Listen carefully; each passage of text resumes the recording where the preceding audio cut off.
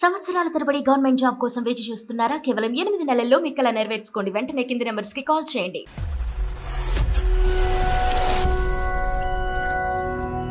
జీవితం కార్యక్రమానికి స్వాగతం. నమస్తే డాక్టర్ గారు. నమస్తే జయ గారు. శ్వేత అని ఒక అమ్మాయి మనకి మెయిల్ చేసిందండి. శ్వేత అనుమానం పెనుభూతం. ఆ అనుమానం ఎలా అంటే ఎవరికి వారు విడిపోయి సపరేట్ అయిపోయేదాకా కూడా తీసుకెళ్ళిపోతుంది. సో శ్వేత అలాంటి ఇష్యూనే మన దాకా తీసుకొచ్చింది డాక్టర్ గారు. కాల్ చేసేస్తానండి ఒకసారి. తప్పకుండా.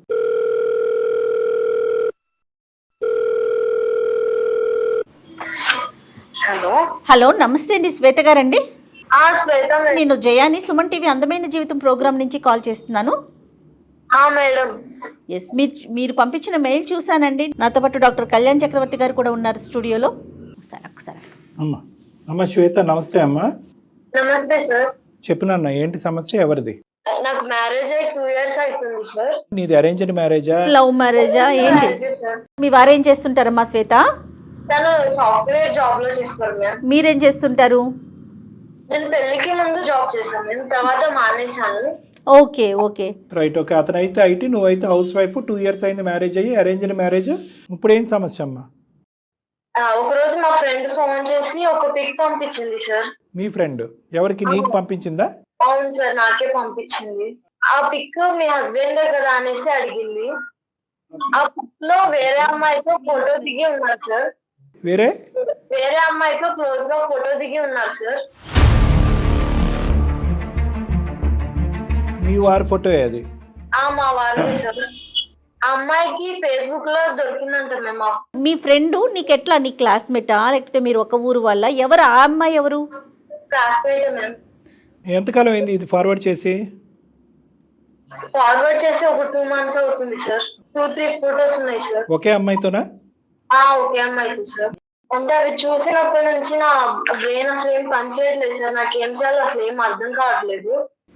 ఎవరికి చెప్పాలో ఏం అడగాలో నా పరిస్థితి ఏంటో నాకే అర్థం కావట్లేదు సార్.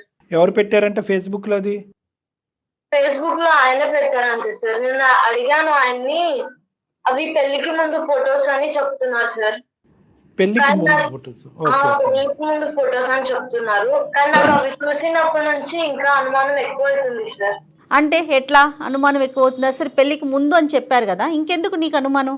నేను ఫోన్ చెక్ చేశాను మ్యామ్, కాల్స్ ఇప్పుడు కూడా ఉన్నాయి మ్యామ్, కాల్స్ మెసేజెస్. ఇప్పుడంటే రీసెంట్ కాల్స్ కూడా ఉన్నాయమ్మా? ఉన్నాయి సార్. అందుకే నాకు చాలా భయంగా ఉంది సార్. ఇవి ఎవరికి చెప్పాలో ఏంటో ఏం అర్థం కావట్లేదు. సరే, మా వరకు చెప్పావు కాబట్టి ఆలోచిద్దాము. దాని గురించి అంత భయపడి బెదిరిపోవాల్సిన అవసరం లేదు. ఫోటోలు అయితే పాతవే అని నమ్ముతున్నావు, కానీ కాల్స్ మెసేజెస్ అయితే కనుక రీసెంట్గా ఇప్పటి వరకు ఉన్నాయి కాబట్టి ఇప్పటికి కూడా వాళ్ళు అదే పరిధిలో ఉన్నారనేది నీ భయము, ఆలోచన, అనుమానం. మరి మీ భర్తను అడిగావమ్మా? అడిగాను సార్. ఏమన్నాడు అతను? అతని పేరమ్మా? రమేష్ సార్. శ్వేత రమేష్. ఏమన్నాడమ్మా అలా అడిగితే? పెళ్లికి ముందు ఫొటోస్ అని చెప్తున్నాడు సార్. సరే ఫొటోస్ అయితే పెళ్లికి ముందు, మరి కాల్స్ ఇవన్నీ ఎందుకట మాట్లాడుతున్నారు ఇప్పటికి? అవన్నీ ఏం చెప్పట్లేదు మేము సరిగ్గా. నాకు గొడవపడి ఇప్పుడు ఏం మాట్లాడట్లేదు సార్. నేను అడగడం తప్పు అంటున్నారు. అది సో క్లారిటీ ఇవ్వకపోగా నీతో మాట్లాడటమే తగ్గించేశారు, నువ్వు అడగటం తప్పని అంటున్నారు. అవును సార్. పోనీ అట్లీస్ట్ ఇప్పుడు ఏమీ లేదనేది అయితే బలంగా చెప్తున్నాడు కదా. ఇది ఒకనాటి అంశం, ఇప్పుడు కాదు, పెళ్లికి ముందు అనేది. పోనీ ఆ పెళ్లికి ముందు ఎంతకాలం ఆ ప్రయాణం జరిగింది? తన పాస్ట్ లవ్ స్టోరీ గురించి ఎప్పుడన్నా చెప్పాడా నీకు? అలాంటిదేం నాకు చెప్పలేదు సార్. మరి ఇప్పుడు ఏంటమ్మా పరిస్థితి ఏంటి? ఇప్పుడు ఏమని చెప్పాలనుకుంటున్నావు? మమ్మల్ని ఏం చెయ్యాలని ఆశిస్తున్నావు? ఆ మెసేజ్లు అవన్నీ చూసిన తర్వాత నేను ఎలా నమ్మాలి సార్? నాకేం అర్థం కావట్లేదు. ఈ విషయాల గురించి మా ఇంట్లో వాళ్ళకి చెప్తే వాళ్ళు నువ్వే ఏదో ఒకటి చెయ్యి అనేసి చెప్తున్నారు సార్. నువ్వే మార్చుకోవాలి అనేసి అంటున్నారు సార్. పేరెంట్స్ వరకు తెలిసినా కూడా వాళ్ళ దగ్గర నుంచి పెద్ద హెల్ప్ లేదు నీకు. అవును సార్. నేను ఎలా నమ్మాలి సార్ ఆయన్ని? ఇప్పటి వరకు మెసేజ్లు, కాల్స్ వెళ్తున్నాయి. మరి మాట్లాడుతున్నాడు, మెసేజెస్ లో కమ్యూనికేషన్ ఉన్నాడు అనేటటువంటిది ఈ రోజు వరకు అంశమా? ఇంకా ఇప్పటికి కూడా అతను ఫోన్ చెక్ చేస్తే అవే బయటపడుతున్నాయా? లేదు సార్, ఆ రోజు గొడవ అయినప్పుడే చెక్ చేశాను సార్. ఇంకా అప్పటి నుంచి ఆయన ఫోన్ కూడా ముట్టుకోలేదు సార్. అంటే 2 months బ్యాక్? అవును sir, 2 months back ma'am. Okay. So communication అయితే కట్ అయిపోయింది కాబట్టి అది జరుగుతుందో లేదో నీకు అర్థం కాని పరిస్థితిలో జరుగుతుందేమో అని నమ్ముతున్నావు, అంతే కదమ్మా? అవును సార్. నాకు ఏం చేయాలో ఏం అర్థం కావట్లేదు సార్. మిగతా అన్ని విషయాలు ఓకేనమ్మా? నీకు ఇంట్లోకి డబ్బులు ఇవ్వటం కానీ, మంచి చెడు చూడటం కానీ? Okay ma'am. ఆ అమ్మాయితో మాట్లాడటానికి కానీ అవతల ఆ అమ్మాయి ఎవరు కనుక్కోవటానికి ఏమైనా ప్రయత్నం చేసావా నీ భర్త నీతో మాట్లాడినటువంటి ఈ టైంలో? లేదు మేడం, లిమిట్ నేను క్రాస్ చేయలేదు మేడం. ఓకే.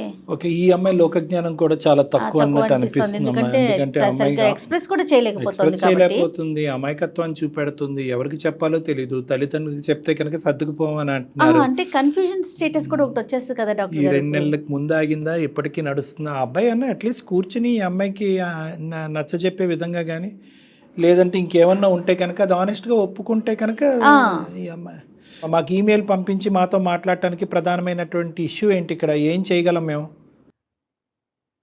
ఆయనతో ఎలా మాట్లాడాలో ఎంతో నాకు అర్థం కావట్లేదు సార్. మీరు ఆయనతో మాట్లాడి నాకు చెప్పండి. మాట్లాడటం అంటే ఇప్పుడు అతను చేసేది నిజమా కాదా కనుక్కోమంటావా? ఏం మాట్లాడమంటావమ్మా? కనుక్కోండి మేడం. సరే సరే, అదే మీరు అన్నట్లుగా అమ్మాయి ఎక్స్ప్రెస్ చేయలేకపోతుంది. రైట్, ఒకసారి మాట్లాడదాం అయితే, తప్పకుండా మాట్లాడదాం. పెద్ద సమస్య కాదు, అంత బెంగపడద్దు, బాధపడద్దు, భయపడద్దు. ఓకేనా? సరే, ఒకసారి ఫోన్ కలుపమ్మా, రమేష్తో మాట్లాడదాం. చేస్తున్నాను మేడం. చాలా అంటే చాలా కామన్ ఇష్యూ మేడం ఇది. కొత్తగా పెళ్ళైనటువంటి ఒక ఆడపిల్లకి కానీ అబ్బాయికి కానీ కొత్తగా జీవితం ప్రారంభించినప్పుడు అభద్రత భావం అనేది ఒకటి ఉంటుంది, ఇన్సెక్యూరిటీ అనేది ఉంటుంది. హలో హలో హలో హలో అస్తమాను ఎందుకు ఫోన్ చేస్తాను? నేను ఆఫీస్ లో ఉంటాను కదా, ఇంక నాకు పని ఏం లేదంటే నీ ఫోన్లు తప్ప. ఇప్పుడు ఎందుకండి ఇలా అంటున్నారు? ఇంకా అస్తమాను అలా ఫోన్లు చేయక అర్థమవుతుందా? అలా అనకండి. మరి ఇంకేమనమంటావు? నీకు అసలే మెంట్లో ఇంట్లో అలా ఉండి సరిగ్గా ఫోన్లు చేయక అస్తమానికి నాకు ఆఫీస్ ప్రెజర్ నీ ప్రెజర్ ఎక్కువైపోతుంది. తెలిసినంత మీరు చేసి ఇప్పుడు ఎందుకు ఇలా అంటున్నారు? ఏం చేశాను? నేను చెప్పాను కదా ఆల్రెడీ, అదంతా పాస్ట్ అని. పెళ్లి అయిన తర్వాత అసలు ఏం చేయలేదని చెప్పాను కదా. నువ్వు నా మాట వినడం మానేసి ఎవరు ఊరు ఇల్లు వాళ్ళు చెప్పిన వాళ్ళు ఎన్ని వింటా నా మీద పడి తింటున్నావు నువ్వు. అవన్నీ మెసేజ్ ఎందుకండి మరి? అసలు అదంతా పాస్ట్, అంతా ఏమీ లేదు అక్కడ. ఆ అమ్మాయి మెసేజ్లు పెడుతుంది, ఫ్రెండ్లీగా ఉండమని చెప్తుంది, అంతే. అక్కడ జరిగింది ఏమీ లేదు అక్కడ. నేను బాగానే చూసుకుంటున్నాను, బాగానే ఉంటున్నావు కదా, ఇంకేంటి నీ బాధ? కాదు, నాకు అర్థం కావట్లేదు. పెళ్ళయ్యాక మెసేజ్లు ఫ్రెండ్స్ ఇలా ఉంటారా ఎవరైనా? ఇప్పుడు ఆఫీస్ కి వెళ్ళే వాళ్ళకి ఫ్రెండ్స్ అన్నాక ఉండరా, ఇప్పుడు కాలేజ్ కి వెళ్ళే వాళ్ళకి ఫ్రెండ్స్ ఉండరా, అలా కంటిన్యూ అవరు. ఇది అంతే. నువ్వు కూడా ఫ్రెండ్స్ చేసుకోవచ్చు, నలుగురిలో తిరుగుతా, పిచ్చి తగ్గుద్ది నీకు, ఇలా అనుమానాలు అయ్యి తగ్గుతాయి నలుగురిలో తిరుగు. మామూలుగా ఉండదండి, చెప్తున్నాను. మీరు చేసినంత చేసి నన్ను పిచ్చి అంటారేంటి? మరి 2 నెలల నుంచి నేను అదేం లేదని చెప్తుంటే పిచ్చి దగ్గర పట్టుకుని ఏలాడుతుంటే పిచ్చి అనుకుంటే మరి ఇంకేమంటారు? మంచి అంటారా? అన్ని చేసేదేమో మీరు నన్ను పిచ్చి అంటున్నారా? ఆ సీరియల్స్ ఉంటాయి చూడు, ఆ సీరియల్స్ చూడడం మానేను. ముందు ఆ సీరియల్స్ కొంచెం నీకు బుర్రలో పిచ్చెక్కిపోతుంది, అర్థమవుతుందా? అత్త కోడలు గొడవలు, ఆ మగుడు పిల్లల గొడవలు ఇవే చూస్తావు సీరియల్స్ లో. మంచి మంచి సినిమాలు చూడడం మానేసి అన్ని తీసుకొచ్చి నా మీద రుద్దుతావు. ఆ ఆఫీస్ లో నా గొడవ ఒకటే, ఇంటికి వస్తే నీ గొడవ ఒకటే. బుర్ర ఉండాలి కొంచెం అన్నాను నీకు. 2 నెలల నుంచి చెప్తున్నాను, అసలు నీకు అర్థమే కావట్లేదు ఏమి. ఏమనండి చెప్తున్నారు? 2 నెలల నుంచి మీరు గొడవ పడుతున్నారు, అది మీకు అర్థమవుతుందా? గొడవ పడేది ఎవరు? నువ్వా నేనా? అది తెలుసుకో ఫస్ట్. నీకు అది ఉంది, ఈ సంబంధం ఉంది, గొడవ పడేది నువ్వు నేనా? మళ్ళీ నన్ను అంటే అటు తిరిగి ఇటు తిరిగి చేసినంత చేసి ఇప్పుడు చెప్తున్నారా? రమేష్ గారు నమస్తే అండి. రమేష్ గారు హలో హలో రమేష్ గారు నమస్తే అండి. సారీ అండి, మేము బ్యాక్ ఎండ్ లో ఉండి మీ మాటలన్నీ వింటూ ఉన్నాం. నేను సుమన్ టీవీ అందమైన జీవితం ప్రోగ్రామ్ నుంచి జయానండి. చెప్పండి. నాతో పాటు డాక్టర్ కళ్యాణ్ చక్రవర్తి గారు కూడా ఉన్నారు. శ్వేత, మీ పర్మిషన్ తీసుకోకుండా మీతో మాట్లాడుతున్నాం, మరోలా అనుకోవద్దు. శ్వేత మమ్మల్ని అప్రోచ్ అయింది, మా కార్యక్రమానికి తను ఒక చిన్న లెటర్ రాసింది, మెయిల్ పెట్టింది. ఏమండి, ప్రపంచంలో బోల్ కుటుంబాలు, ఒక్కొక్క కుటుంబానికి ఒక్కొక్క సమస్య. ఇక్కడ ఏమీ లేనిది పిచ్చిదాని సమస్య మీకు ఒక పెద్ద సమస్య. సరే సరే, అది పిచ్చి సమస్య మంచి సమస్య అది మాట్లాడదాం, కానీ సమస్య కదా నాన్న రమేష్, అది ఎవరి సమస్యలకి ఎక్కువ కదా. నాకు బోల్ సమస్యలు ఉన్నాయండి, అన్ని చెప్పుకుంటా కూర్చుంటే ఎవరు తీరుతారు? ఆ బోల్డెన్ సమస్యలు ఒకటి రమేష్ గారు, అన్ని బోల్డెన్ సమస్యలు వినే ఓపిక ఓర్పు సహనం మాకు లేదు, అంత టైం కూడా లేదు. లేనప్పుడు మేము చెప్పమని మిమ్మల్ని బలంతో పెట్టాం. ఇక్కడ సమస్య ఇద్దరిది కాబట్టి, ప్రధానంగా శ్వేతది సమస్య కాబట్టి తన తరపుని మిమ్మల్ని మాట్లాడాలని అనుకుంటున్నా. కానీ రమేష్, నీ సమస్యలు ఏంటి బాబు అని మేము అడగలేదు, అడగదలుచుకోలేదు. కాసేపు ఆ అమ్మాయి పిచ్చిదే అనుకోండి, కానీ ఈ అంశాల గురించి అమ్మాయి పిచ్చిదే మీకు తెలియట్లేదు. పిచ్చిది కాబట్టి మీరా కిందకు వస్తాను ఇంట్లో చూసుకోవడం మానేసి అక్కర్లేదు. అక్కర్లేదమ్మా నాన్న. నువ్వు రమేష్ కొద్దిగా మాటలు జాగ్రత్త.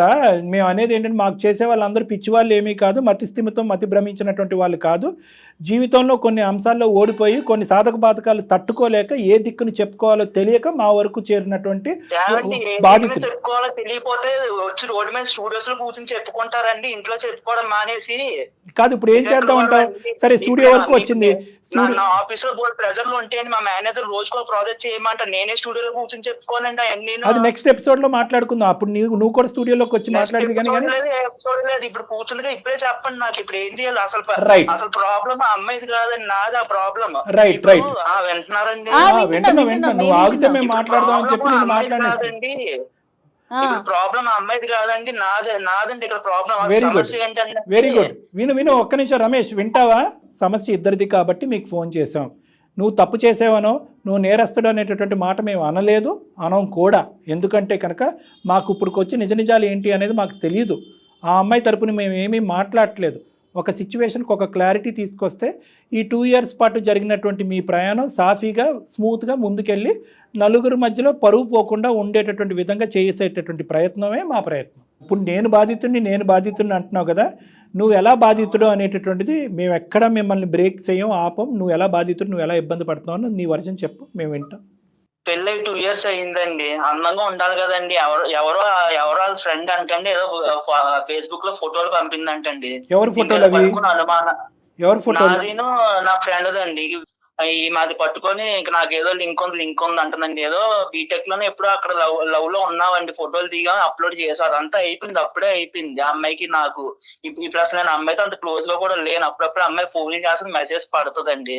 నేను అమ్మాయికి చెప్పాను ఆల్రెడీ పెళ్లి అయిపోయింది వదిలేయమని. కానీ ఆ అమ్మాయి ఏంటంటే అమ్మాయికి అంటే ఇష్టం అంటండి.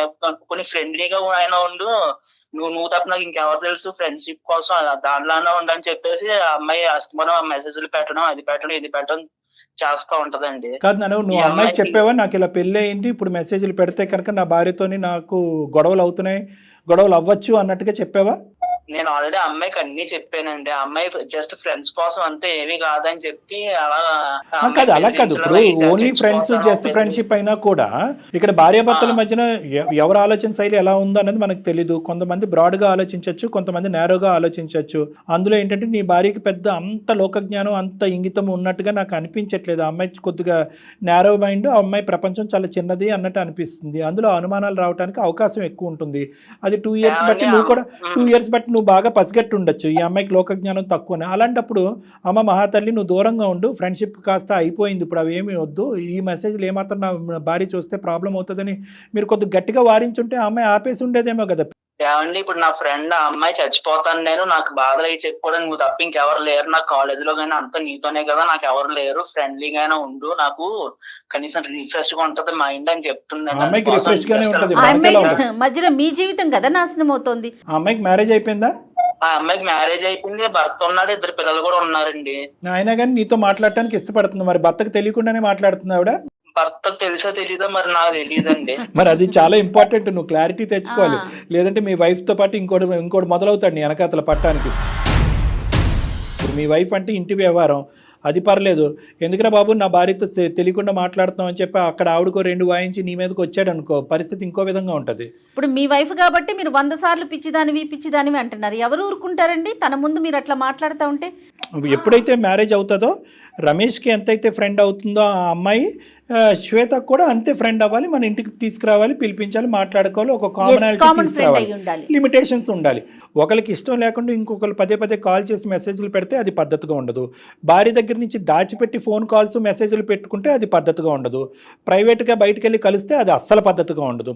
ఇటువంటి లిమిటేషన్స్ ఫ్రెండ్షిప్ అనేటటువంటిది ఉండొచ్చు, కానీ నేను చెప్పినటువంటి ఈ 4-5 కండిషన్స్ ఉంటేనే అది ఫ్రెండ్షిప్ కింద యాక్సెప్ట్ అవుతుంది. లేదంటే అనవసరమైనటువంటి శ్వేత లాంటి వ్యక్తులకి అనవసరమైనటువంటి అనుమానాలు వస్తాయి. అదే ఫ్రెండ్షిప్ అదే పద్ధతిని శ్వేత కంటిన్యూ చేస్తే కనుక రమేష్కు తెలియకుండా పెళ్ళైన 2 years తర్వాత ఫ్రెండ్షిప్పే, నీ మాటల్లోగా అది ఫ్రెండ్షిప్, ఇంకేమీ ఉండదు. వాళ్ళిద్దరు బయట కలవటం కానీ ఇంకోటి ఉండదు. జస్ట్ అప్పుడప్పుడు నువ్వు ఆఫీస్కి వెళ్ళినప్పుడల్లా ఫోన్ కాల్స్ మాట్లాడుకుంటూ ఉంటారు, నువ్వు నా ఫ్రెండ్ అనుకుంటూ మెసేజ్లు పంపించుకుంటారు. మరి రమేష్కి అది ఓకే అయితే కనుక మాకు ఓకే. అదొకే ఎలా అవుతుందని చంపేస్తాను అలాంటివనే చేస్తే అలాంటి ఎలా చేస్తాను పెళ్లి అయిన మరి నీకో తర్వాత పుస్తకం అమ్మాయికో పుస్తకమా? ఆడవాళ్ళకి ఒక న్యాయం మగవాళ్ళకి ఒక న్యాయం అది వర్తించదా? ఏం తప్పు? న్యాయం కాదండి. మరి- నా బతుకు ఎలా అయిపోయిందంటే 2 బస్ స్టాండ్ పెద్దలు వచ్చింది శాండ్విచ్ లో అయిపోయిందండి నా బతుకు. ఇప్పుడు అటు పక్కనేమో ఆ పిల్లేమో నాతో మాట్లాడకుండా అది బతకలేను, నా డిప్రెషన్ వచ్చేస్తుంది, నువ్వు ఒక్కడే నాకు అంటది. ఇక్కడ ఈ పిల్లేమో అనుమాన పక్షి అండి. ఈ శాండ్విచ్ లో 2 విచ్చులు ఉన్నాయి, అటో దెయ్యం ఇటో దెయ్యం. ఇప్పుడు ఎవరు నీకు పెద్ద ప్రాబ్లం అనేది నువ్వు తేల్చాలి కదా. ఇప్పుడు నువ్వు పదే ప్రశ్నించేటటువంటి నీ భార్య దెయ్యమా, లేదంటే అవతల సైడ్ ఉండేటటువంటి అమ్మాయి నిన్ను వదలకుండా, నీ ఫ్రెండ్షిప్ వదలకుండా నేను ఉండలేను, నువ్వు నన్ను వదిలేస్తే నేను చచ్చిపోతాననే అమ్మాయి దెయ్యమా? ఇప్పుడు ఈ రెండిట్లో ఏది వదిలేయటం నీకు ఈజీ?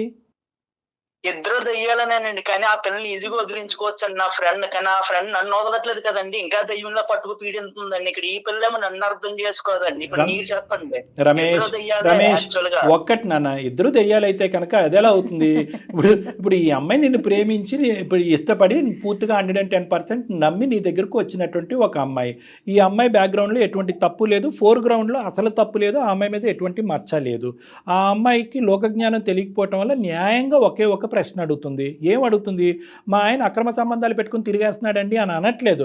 మా ఆయన నాకు క్లారిటీ ఇవ్వట్లేదండి, మాటలు ఆపేశాడు. ఏ రోజు నుంచి అయితే ఫోటోలుని మెసేజ్లు ఫోన్ కాల్స్ దొరికినాయో ఆ రోజు నుంచి మాటలు ఆపేయటం వల్ల ఈ కథ అక్కడితో ఆగిపోయిందా కంటిన్యూ అవుతుందా అనేది నాకు తెలియట్లేదు అనేది ఒకటి చెప్తుంది. రెండో అంశం ఏంటి? ఎవరైతే నీ ఎక్స్ ఉందో ఈ అమ్మాయికి అంత హెడ్ స్ట్రాంగ్ ఏంటి నాకు అర్థం కాదు, అంత యాటిట్యూడ్ ఏంటి? నిజంగా మొగుడికి తెలిస్తే కనుక ఇదే యాటిట్యూడ్ కంటిన్యూ అవుతుందా? నువ్వు బ్రతకగలవా, ఆ అమ్మాయి బ్రతకగలదా? పబ్లిక్గా 2 కుటుంబాలు ఎదుర్కొంటే చెప్పగలరా మీరిద్దరుని? మేమిద్దరం అప్పుడు ఎక్స్ ఫ్రెండ్స్, ఇప్పుడు కరెంట్ ఫ్రెండ్స్, ఇప్పుడు కలిసి ప్రయాణం చేస్తున్నాం, లేదంటే ఫ్రెండ్షిప్ ఒకటే కంటిన్యూ అవుతుంది, నేను వదిలేయాలనుకుంటున్నాను కానీ ఆ అమ్మాయి వదిలేయాలనుకోవట్లేదు అనేటటువంటి ఈ భాష ఏదైతే నువ్వు మాట్లాడుతున్నావో, ఏ పట్టు విడిపు అయితే విడవకుండా ఆ అమ్మాయి మాట్లాడుతుందో, ఈ అంశాన్ని తీసుకెళ్ళి వాళ్ళ ఆయన ఎదుర్కొంటే పంచాయతీ పెడదామా? లెక్క ఇట్టే తేలిపోతుంది. ఈ వేషాలన్నీ వేయొద్దని చెప్పు. ఎందుకు చచ్చిపోతుందంట? ఏమనుకుని చచ్చిపోతుందంట? అనుకున్నారు, వర్కౌట్ అవ్వలేదు లవ్ స్టోరీ, పెద్దలు ఒప్పుకోవట్లేదు కాబట్టి అంగీకరించారు. ఈ పెళ్లి నువ్వు చేసుకున్నావు, ఆ పెళ్లి ఆ అమ్మాయి చేసుకుంది, కథ సుఖాంతం. ఇంకా చక్క పిల్లలు ఉన్నారని చెప్తున్నావు. పెద్దల గురించి ఒక తీర్పు, పెద్దలు లేనప్పుడు ఇంకో తీర్ప. అంటే పెద్దలు పెళ్లి చేసుకోమన్నారు కాబట్టి ఇరువైపులా అరేంజ్డ్ మ్యారేజ్ చేసుకున్నారు. అరేంజ్డ్ మ్యారేజ్ చేసుకున్న తర్వాత మళ్ళీ మీ లవ్ స్టోరీ కంటిన్యూ అవ్వాలనుకుంటుందా? ఎలా వర్కౌట్ అవుతుంది? అప్పుడు వరకు ఉన్న లవ్ స్టోరీ సడన్గా ఫ్రెండ్షిప్ కింద ఎలా మారుతుంది? మీకు పాత జ్ఞాపకాలు గుర్తుకురావా? పాత ఆలోచనలు గుర్తుకురావా? రేపో మాపో మీ ఆవిడతో ఒక చిన్న గొడవ అవుతుంది, ఇప్పుడే అవుతుంది. అప్పుడు ఆ అమ్మాయి స్వీట్గా అనిపించదా? ఆ అమ్మాయికి అలా ఆయనతో గొడవ అవుతుంది, అప్పుడు నువ్వు స్వీట్గా అనిపించవా? సో కాబట్టి ఇవన్నీ అనవసరమైన తలనొప్పులు, తెలియనితనము, ఇమ్మెచ్యూరిటీ, వయసు లేకపోవటం, అనుభవం లేకపోవటం. ఇంకా ఇప్పటికీ కూడా మీ ఆవిడ పిచ్చిది కాదు, నువ్వు పిచ్చోడివి. నిజంగా నువ్వు పిచ్చోడు. ఎందుకంటే కనుక ఇప్పుడు చెప్తా రమేష్, చెప్తాను. చేసేలేదు విను పెళ్ళైన తర్వాత పిచ్చోళ్ళు ఆటోమేటిక్ గా అవుతారండి, వాళ్ళు చేస్తారు నాకు తెలుసు. విను వాళ్ళు చేయటం ఏమి కాదు. నీకు అటువైపు నుంచి ఆ అమ్మాయి వాయిస్తుంది కదా, ఇటువైపు నుంచి ఈ అమ్మాయి వాయిస్తుంది కదా. ఆ అమ్మాయి వాయింపు ఎలా కట్ చేయాలి అనేటటువంటిది తెలుసుకోవటం, చేయగలటం చాలా ఈజీ. నీకు నెంబర్స్ బ్లాక్ చేసేయచ్చు, సోషల్ నెట్వర్క్ బ్లాక్ చేయొచ్చు. నువ్వు బ్లాక్ చేయటం అనేది నీకు అభ్యంతరం కాదు. ఆ అమ్మాయి ఎక్కడ ఊరేసి చచ్చిపోద్దా అనేది నీ భయం కదా. అవునండి, రైట్ పద. ఆ అమ్మాయి చచ్చిపోతానంటుందండి, అదే నా భయం. మళ్ళీ ఇప్పుడు ఆ పిల్ల చచ్చిపోతే అది వచ్చి నా నెత్తి మీద కూర్చుంటారు ఆ చావు కేసు. అదెందుకు నాకు? ఉన్న కేసుతోనే చచ్చిపోతున్నారు, ఆ కేసు ఎందుకు నాకు? నన్ను ఎందుకు పెళ్లి చేస్తున్నాడు సార్? అలాంటప్పుడు ఆమె చచ్చిపోతుందని ఆమె గురించి ఆలోచిస్తున్నాడు కానీ నా భవిష్యత్తు గురించి ఆలోచించట్లేదు. మా ప్రశ్న కూడా అదేనే తల్లి. అసలు నా బతుకు ఎలా అయిపోయిందంటే అక్కడ ఆ పిల్లని వదిలించుకోవాలని, ఇక్కడ ఈ మట్టి బొర్రకు నేను చెప్పలేని, ఈ పిల్లకి చెప్పిన అర్థం కాదు. అమ్మాయి మట్టి బొర్ర అయితే నీది పెంట బొర్ర. ఏం మాట్లాడుతున్నావు? ఎందుకు ఆ మాటలు ఎందుకు? అసలు ఫస్ట్ ఈ పిల్ల ఫ్రెండ్ అని అనాలండి. అసలు ఆ పిల్ల ఫేస్బుక్ తిప్పడం ఎందుకు? నా ఫోటో ఆ పిల్లకి దొరకడం ఏంటి? ఆ ఫోటో తీసుకొచ్చి ఈ పిల్లకి ఇవ్వడం ఏంటి? రమేష్ వింటావా? ఫేస్బుక్ లో పెట్టి మీరు అలానే అంటారా? ఊరుకొని ఉంటారా? మీరు చెప్పండి. మీలాగా నేను కూడా ఫోటోలు దిగి ఫేస్బుక్ లో పెడతాను. ఫేస్బుక్ లో పెట్టడం అంటే అడుగుతామండి ముందు. చెప్పండి, ఇన్నిసార్లు పిచ్చిదాని అంటున్నారు కదా, మిమ్మల్ని చేసుకొని నిజంగానే పిచ్చిదాని అయిపోయా. అంట నోటికి వచ్చినట్టు మాట్లాడతా. నువ్వు చక్కగా ఎంజాయ్ చేస్తున్నావు అమ్మాయితో మాట్లాడుకుంటా. ఎంజాయ్ ఏం ఎంజాయ్? పక్కన ఏదో పక్క నువ్వు శాండ్విచ్ అయిపోయింది నా బతుకు. ఏం ఎంజాయ్ ఉంది ఇక్కడ నా బతుకులో? తర్వాత బ్యాండ్విచ్ అవుతుంది కానీ నిజంగా నిజంగా నువ్వు ఆ అమ్మాయిని లవ్ చేసేటట్టు అయితే కనుక ఆ అమ్మాయిని పెళ్లి చేసుకోలేకపోయావా? ఈ అమ్మాయిని ఎందుకు ఎందుకు ఈ చేసుకున్నావు? అమ్మాయిని 2 years బ్యాక్ పెళ్లి చేసుకుని అందరినీ మోసం చేస్తున్నావు? ఇంట్లో ఒప్పుకోలేదండి. ఒప్పుకోకపోతే అది నీ దొరద, నీ ప్రాబ్లము, నీ చేతకాంతనం. ప్రేమించిన వాడు పెళ్లి వరకు ఆ అమ్మాయిని తీసుకెళ్ళకపోయావు కాబట్టి నువ్వు తప్పు అనేటటువంటి కళ్ళలో ఉన్నావు కాబట్టి, పరిధిలో ఉన్నావు కాబట్టి తప్పును అంగీకరించాలి. సరే ఇప్పుడు నువ్వు తప్పు చేసావని మేము అనట్లేదు, కనెక్షన్ అయితే తెగదెంపు చేసుకోలేకపోతున్నాను ఎందుకంటే ఆ అమ్మాయి నన్ను హింస పెడుతుంది, నా ప్రాబ్లంకి సొల్యూషన్ చెప్పండి అని నువ్వు మమ్మల్ని అడగాలి. అంతేగాని పదే పదే మట్టి బుర్ర, పిచ్చిది, మెంటల్ది ఇలాంటి మాటలు అంటే కనుక మర్యాదగా ఉండదు రమేష్. నీ సమస్యకు కూడా పరిష్కారం చెప్తాం. ఆ అమ్మాయి పిచ్చి పిచ్చిగా మాట్లాడితే కనుక ఆ అమ్మాయితో మేము ఇప్పుడే ఫోన్ కలిపి ఆ అమ్మాయి సంగతి ఏంటో అనేది చెప్తాం. ఎందుకు చచ్చిపోతుందంట? పెళ్లి చేసుకుని 2 పిల్లలు కనుక చచ్చిపోవటానికి పాత ప్రేమలు గుర్తు తెచ్చుకుని చేసేటటువంటి దొంగ పనులు ఆ అమ్మాయికి కూడా మేము బుద్ధి చెప్తాం. నువ్వు ఆ అమ్మాయి విషయంలో ఏమీ ఆలోచించవలసినటువంటి అవసరం లేదు రమేష్. నీకు బంగారం లాంటి భార్య వచ్చింది, నువ్వు శాండ్విచ్ అనుకో, నువ్వు ఒక్క అమ్మాయి చేతిలో నలిగిపోతున్నావు, నీ భార్య చేతిలో నువ్వేం నలిగిపోవట్లే. మీలాగా నేను చేస్తే మీరు ఊరుకునే ఉంటారా చెప్పండి? మీలాగా నేనేం తిరగట్లేదు. అసలు ఆ చేయటమే తప్పంటే మళ్ళీ అతనిలాగా చేయటం ఏంటంటావు నువ్వు ఒకదానివి? శ్వేత, తప్పు చేస్తే ఆడోళ్ళు మరి చమ్మిక్కయ్యి ఇప్పుడు మగోడు తప్పు అంటారు మీరు. నేను ఎక్కడ తప్పు చేశాను? నువ్వు ఆడజాతి మొత్తాన్ని బయటకు లాగమాక గానీ. నువ్వు ప్రేమించినటువంటి అమ్మాయి గురించి నువ్వు పోరాడలేక దిక్కుతోచినటువంటి పరిస్థితిలో ఒక అరేంజ్డ్ మ్యారేజ్ చేసుకుని ఆ అమ్మాయిని ఇప్పుడు వదిలించుకోలేక చిక్కుముడి సమస్య నువ్వు బాధపడుతున్నావు. ఇది స్వయంకృతాపాత్యం, నీకుగా సృష్టించుకున్నటువంటిది. అర్థమైందా? నువ్వు సృష్టించుకున్నటువంటి ఒక భయంకరమైనటువంటి పరిస్థితిలో ఆ వేడి నూనెలో ఈ అమ్మాయి పడింది. ఇప్పుడు ఈ అమ్మాయి గజగజలాడిపోతుంది. నేను ఏది సృష్టించుకోలేదని విధి అలా రాసిందని నా బతుకు నేనేం చేయనండి. సరే విధి రాసింది అంటున్నట్టే నువ్వు అనుకో, కానీ ఇక్కడ ఈ అమ్మాయికి ఏం సమాధానం చెప్తావో చెప్పాలి కదా. మరి విధి నీ జీవితాన్ని రాసింది, కానీ నువ్వు ఈ అమ్మాయి జీవితాన్ని రాసావు. కాదు డాక్టర్ గారు, నువ్వు మరి సరి చేసుకోవాలనుకుంటున్నావా? విధి రాసింది, పో నీ భాష ప్రకారమే మాట్లాడదాం, విధే రాసింది అనుకుందాం. మరి నీ జీవితాన్ని నువ్వు సరి చేసుకోవాలనుకుంటున్నావా అనుకోవట్లేదు, అది చెప్పు రమేష్. నేను ఖచ్చితంగా సరి చేసుకోవాలని అనుకుంటున్నాను, కానీ ఆమె అమాయకత్వంతో ఆమె ఏంటంటారు అలాగా నా అనుమానాలతోటి నన్ను అలా హింసిస్తుంది. నేనేం చేయను రమేష్. ఆ పరిస్థితుల్లో ఎవరున్నా అలాగే చేస్తారమ్మా. అనుమానం ఎలా అవుతుంది అయ్యా? ఉన్నదే కదా. నువ్వు ఫోన్ కాల్స్ మాట్లాడకుండా మాట్లాడింది అంటుందా, మెసేజ్లు పంపించకుండా పంపించింది అని అంటుందా, ఫోటోలు చూడకుండా ఫోటోలు ఉన్నాయని అంటుందా? అన్నీ ఉన్నవే కదా. నీ వర్జన్ ఏంటంటే స్లోగా ఆ ప్రేమను కట్ ఆఫ్ చేసేస్తున్నానండి, అవతల ఆ అమ్మాయి నుంచి వచ్చే థ్రెట్ తట్టుకోలేక. కానీ యువతలు నిలబడినటువంటి భార్యకి ఏమనిపిస్తుంది? అప్పుడు స్టోరీ ఇప్పుడు కూడా కంటిన్యూ అవుతుంది అన్నట్టే మాట్లాడుతుంది. సో కాబట్టి ఏంటంటే ఆ అమ్మాయి షూస్ లో ఒక్కసారి నిలబడి ఆలోచించు. ఇప్పుడు అయింది ఏదో అయిపోయిందని, పాస్ట్ ఈజ్ పాస్ట్ అండి. ఇప్పుడు ఆమె బాధపడుతుంది, నేను బాధపడుతున్నాను. ఇప్పుడు ఏం చేయమంటారు చెప్పండి? Very good. ఇప్పుడు దారిలోకి వచ్చా, మంచిగా చెప్తాను, మంచిగా విను. ఏమీ ప్రాబ్లం లేదు, ఈజీగానే ఇలాంటి కొన్ని 100,000 కేసులు చేసినటువంటి అనుభవంతో మేము చెప్తున్నాము. ఇక్కడ ఎవరు సూసైడ్ చేసుకోరు, ఏదో జరిగిపోతుంది అని కూడా నేను అనుకోవట్లేదు. అర్థమైందా? ఎందుకంటే ఆ అమ్మాయికి కూడా ఒక బరువు ఉంది, ఒక బాధ్యత ఉంది, ఒక కుటుంబం ఉంది, చక్కటి భర్త ఉన్నాడు, ఓకే, 2 పిల్లలు ఉన్నారు. ఆ అమ్మాయికి కూడా ఆలోచింపజేసేటటువంటి విధంగా నేను జయ మేడం మేము తర్వాత నీ ఫోన్ పెట్టేసిన తర్వాత ఆ అమ్మాయితో ప్రత్యేకంగా మేము ఫోన్లో మాట్లాడతాం. ఫోన్లో మాట్లాడి ఆ అమ్మాయి కొద్ది పద్ధతి నేర్పిస్తాం, కొద్దిగా అరికట్టేటటువంటి ప్రయత్నం నేర్పిస్తాం, నయానో భయానో చెప్తాం, కొద్దిగా ఆలోచన బ్రెయిన్లో పెడతాం. Right sir. ముందుగా ఇక్కడ ఒక పాయింట్, మాకు ఈమెయిల్ పంపించినటువంటి శ్వేత అర్థం చేసుకోవాలి. ఇక్కడ ఏంటంటే నీ భర్త ఒకానొక ప్రేమికురాలతో మాట్లాడాడు. ఎందుకు మాట్లాడాడు? ప్రేమను ఏం కంటిన్యూ చేయట్లేదు. అవతల వైపు ఆ అమ్మాయి పెట్టేటటువంటి థ్రెట్ భరించలేక ఆ అమ్మాయి నో అని ఒకేసారి కట్ చేసేస్తే ఎటువంటి అఘాయిత్యానికి పాల్పడుతుందో అనేటటువంటి భయంతో అతను స్లోగా కట్ చేసేటటువంటి ప్రయత్నం చేస్తూ ఈ లోపలే ఈ ఫోటోలు బయటపడి ఆ మెసేజ్లు, ఫోన్ కాల్స్ నీకు కనిపించడం జరిగింది. కాబట్టి నీ భర్త పెళ్ళయిన తర్వాత నీతో సిన్సియర్గానే ఉన్నాడు. ఫస్ట్ నువ్వు ఆ మెంటల్లీ అది తీసేసాయి. ఎటొచ్చి ఈ అమ్మాయితో ఫ్రెండ్షిప్ లేదు, రిలేషన్షిప్ లేదు, ఇది మొత్తం ఎలా కట్ చేయాలి అనేటటువంటిది పెద్దలుగా మేము ఆలోచిస్తాం. అర్థమైందా? అర్థమైంది సార్. ఇప్పుడు ఇవన్నీ నమ్మొచ్చా సార్ ఆయన చెప్పినవన్నీ? అది చెప్తాను, వినండి. నమ్మచ్చమ్మా, నమ్మచ్చు. ఎందుకంటే దానికి సంబంధించినటువంటి ఎంక్వైరీ కానీ, దానికి సంబంధించినటువంటి బ్యాక్గ్రౌండ్ వర్క్ కానీ మేము కూడా చేస్తాము. ఆ తర్వాతే మేము నీకు ఖచ్చితమైనటువంటి ఒక నిర్ణయాన్ని మేము చెప్తాం. అర్థమైందా? అందు గురించి నేనేమంటున్నాను, ఎక్కడితో కథ కంచికెళ్ళింది, రమేష్ నువ్వు అమ్మాయిని మర్చిపో, నీ భార్యతో ఉండు అని అనట్లేదు. ఆ అమ్మాయితో కూడా మేము ఫోన్లో మాట్లాడతాము అని చెప్తున్నాను. అర్థమైందా? రమేష్, నువ్వు ఒక్కడవే లేవు, శాండ్విచ్ ఆవిచ్చు ఏమీ లేదు. మనందరం ఒకే టీము, ఒకే ఫ్యామిలీ. నేను జయ గారు మేమిద్దరం కూడా ఆ అమ్మాయితో ఈ ఫోన్ కాల్ అయిపోయిన తర్వాత ఆ అమ్మాయితో మేము మాట్లాడతాం. ఓకే, మాట్లాడి అమ్మ ఇది పరిధులు దాటకూడదు, ఈ పరిధులు దాటితే అందరికీ ప్రమాదమే, 2 కుటుంబాలు సర్వనాశనం అయ్యి రోడ్డు మీద పడతాయి, ఇప్పటికే అందరూ మెంటల్ టెన్షన్లో ఉన్నారు, గతం ఇదంతా వదిలేసి ఒక కొత్త జీవితాన్ని ప్రారంభించి ముందుకు వెళ్ళిపోండి, ఇక్కడ రిలేషన్షిప్ లేదు, ఫ్రెండ్షిప్ లేదు అనే విధానంగా నయానో భయానో ఆ అమ్మాయికి నచ్చజెప్పేటటువంటి ప్రయత్నం మేము చెప్తాం. ఓకేనా రమేష్? ఓకేనండి. అది మేము ఆ బాధ్యత తీసుకుంటాం. ఇక ముందు నుంచి ఆ అమ్మాయి ఫోన్ కాల్స్ అన్నీ నువ్వు బ్లాక్ చేయి, సోషల్ మీడియాలో అన్నిటిలోని నువ్వు బ్లాక్ చేసి కంప్లీట్గా నీ నెంబర్ మార్చేసేటటువంటి ప్రయత్నం చేయాలి నువ్వు. ఓకేనా?